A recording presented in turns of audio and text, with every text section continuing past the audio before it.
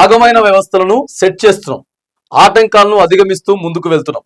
రాష్ట్ర అవతరణ దినోత్సవంలో సీఎం రేవంత్ రెడ్డి బానిసత్వాన్ని తెలంగాణ సమాజం సహించదు, ప్రజల ఆలోచనను ప్రభుత్వం ఆచరిస్తున్నది, ఇక ప్రపంచంతో పోటీ పడేలా తెలంగాణ రైజింగ్ 2047 అని చెప్పి నిన్న ఒక లోగో కూడా మొత్తం సోషల్ మీడియాలో వైరల్ అయిపోయింది. రైజింగ్ తెలంగాణ, గాలేం బంగారు తెలంగాణ అని చెప్పిర్రు, ఇక సారేమో రైజింగ్ తెలంగాణ అని చెప్పి ఓ లోగో అయితే నేను ఆవిష్కరించే ప్రయత్నం అయితే చేసిర్రు.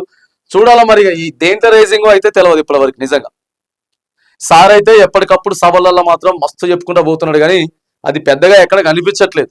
కాకపోతే ఇక రాష్ట్ర ఆవిర్భావ దినోత్సవం సందర్భంగా ముఖ్యమంత్రి గారు ఖచ్చితంగా చెప్పాలి కాబట్టి ఇవన్నీ నిన్న చెప్పేటటువంటి ప్రయత్నం అయితే చేసిర్రు. కానీ చెప్పేదానికి ఇక్కడ జరిగేదానికి మాత్రానికి సంబంధం అయితే లేదు, సంబంధం అయితే లేనే లేదు.